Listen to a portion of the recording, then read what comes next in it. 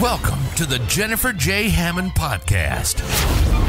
Jennifer is a licensed realtor, educator, speaker, and best-selling author. Jennifer's goal is to help you find your yay in every day. Jennifer is grateful for the opportunity to educate, empower, and inspire you with powerful conversations, insights, and new viewpoints. Here's your host, Jennifer J. Hammond.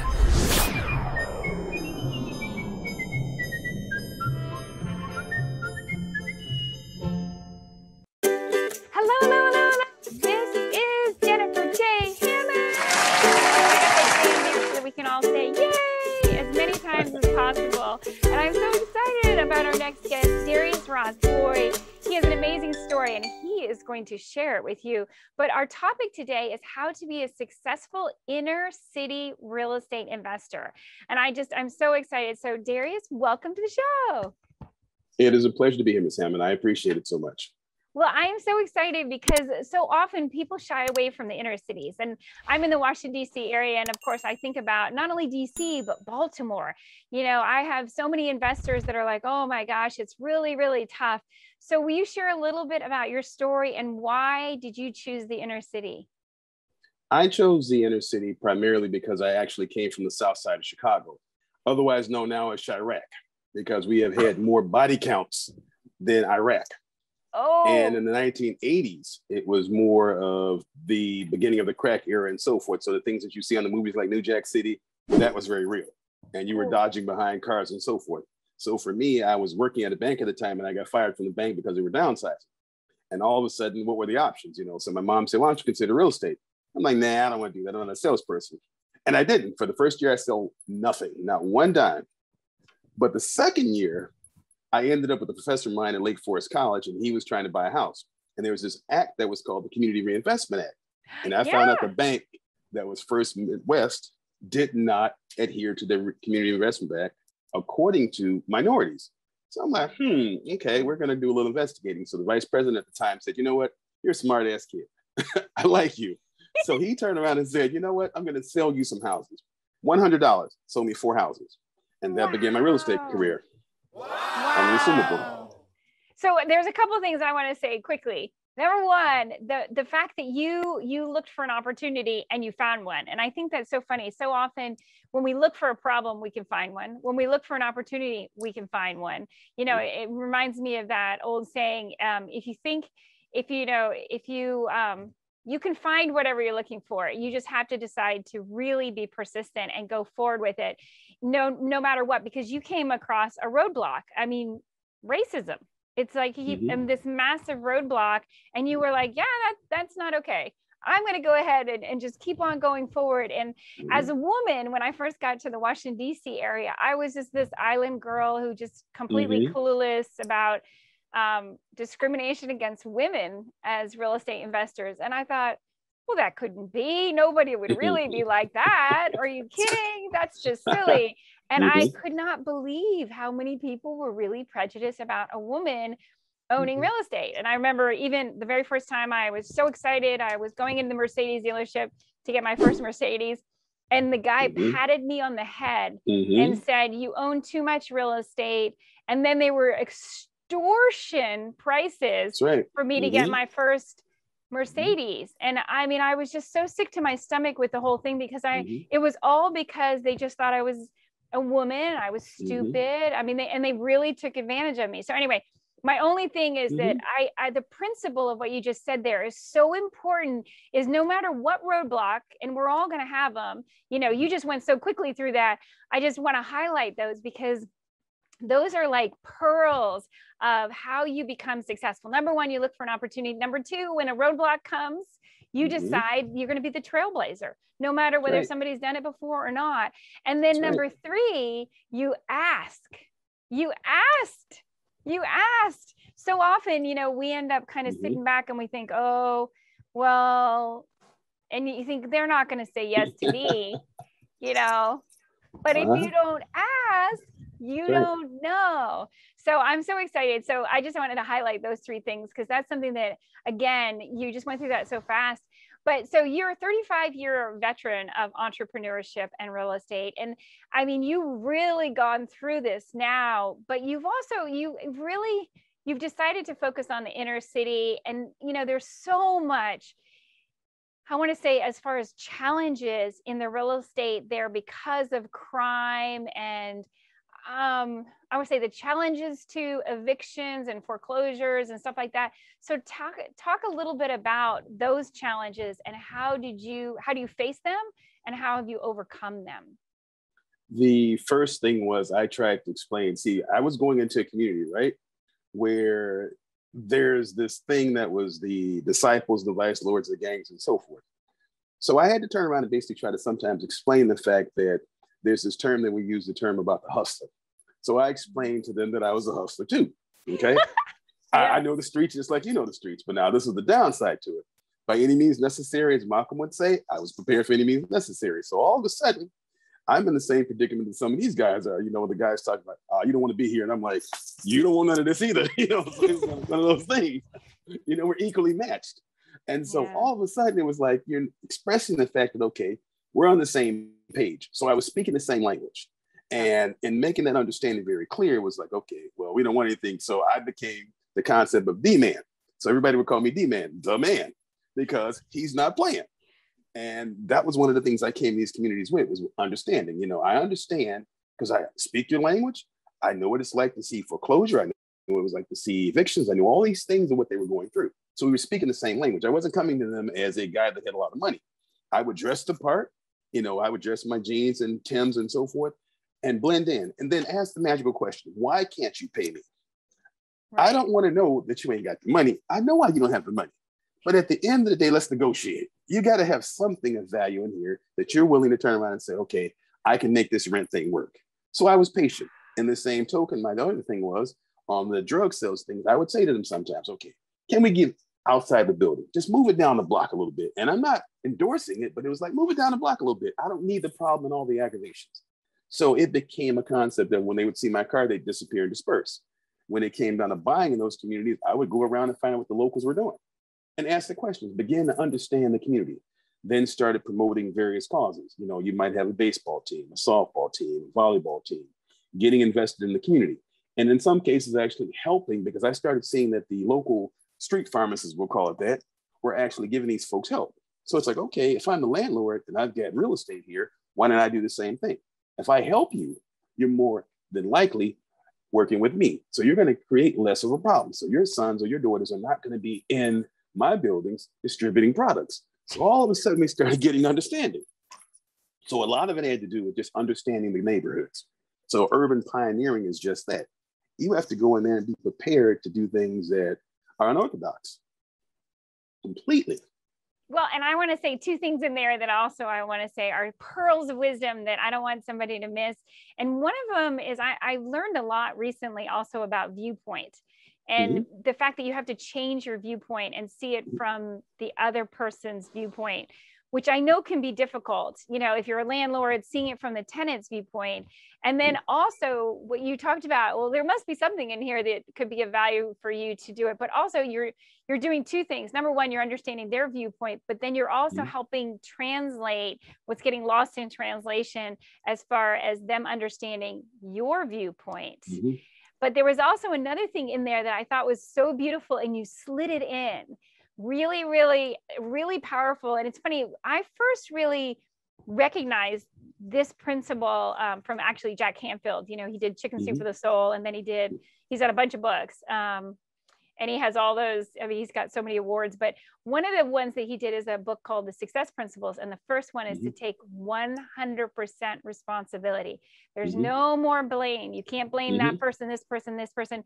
And when you're going in and you're talking to a tenant like that, it's really important to be able to shift someone's viewpoint, and they're willing to take more responsibility when they can see someone else's viewpoint and be like, oh yeah, I see why maybe I should pay the rent, or even just look around and go, yeah, maybe I should take some of the stuff that's here and make it rent so that I am having.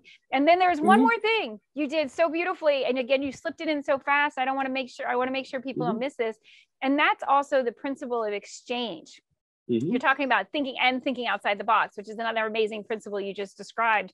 But actually being able to think outside the box and say, okay, so if you can't give me cash, let's figure out what you can give me. Or can we take that and put it up onto Facebook Marketplace or, you know, someplace, or do you have someplace that we can liquidate this? I hate to say a pawn shop if it needs to be. It's honest.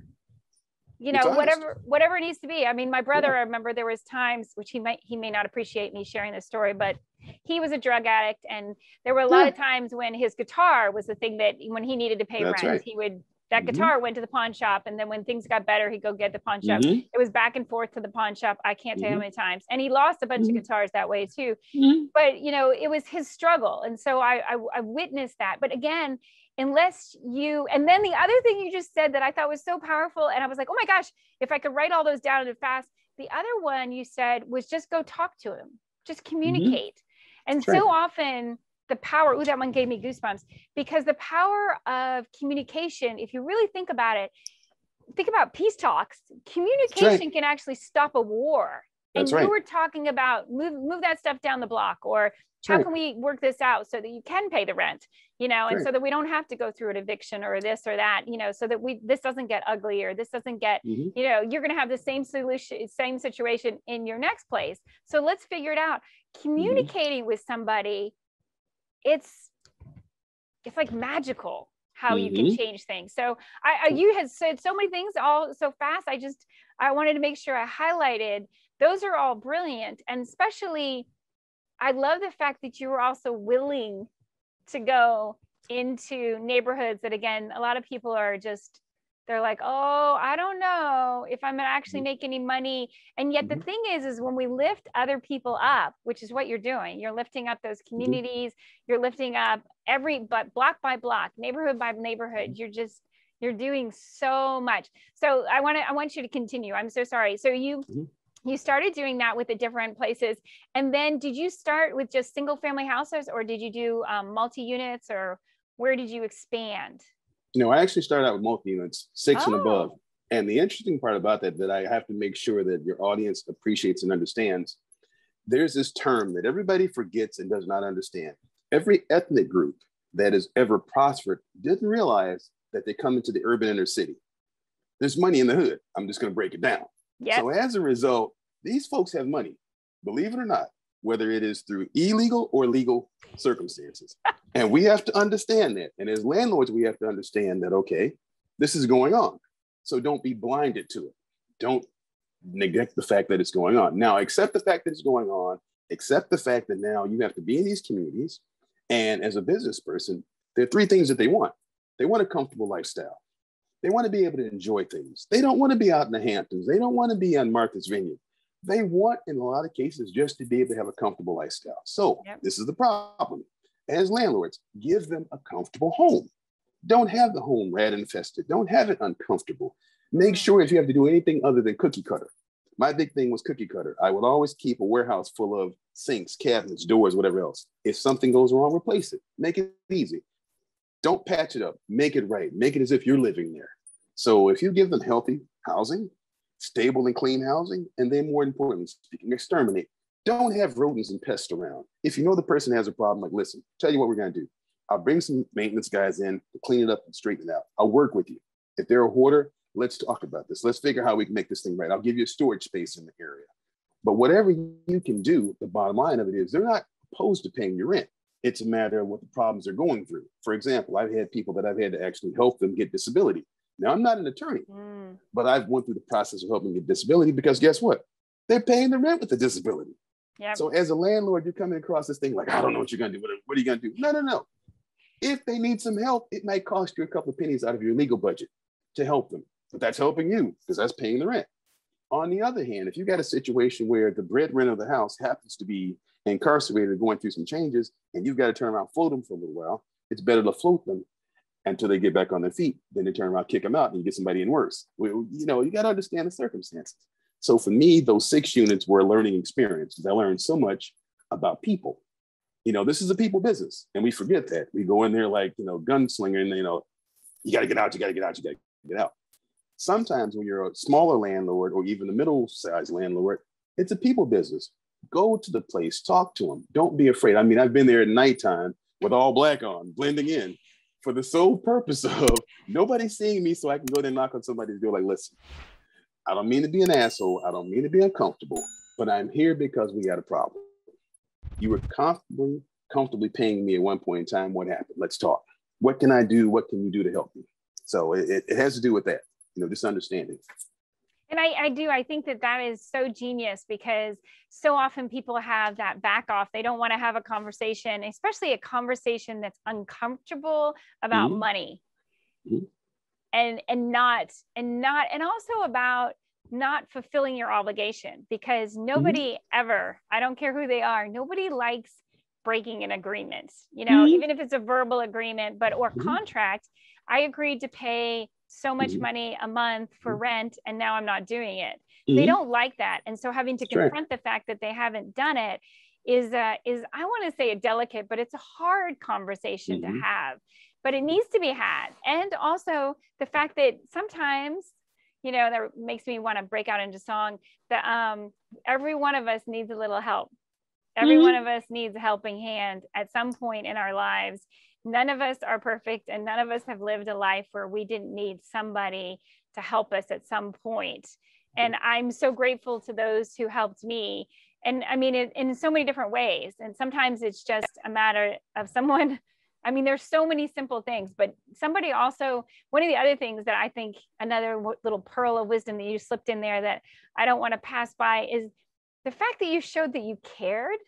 Like you weren't just like, okay, here's a legal notice and you're being evicted and here's the blah, blah, blah. And you didn't just force it. You actually said, hey, I know it's hard. Let's figure it out. And how can we confront this problem, and how can we solve this problem?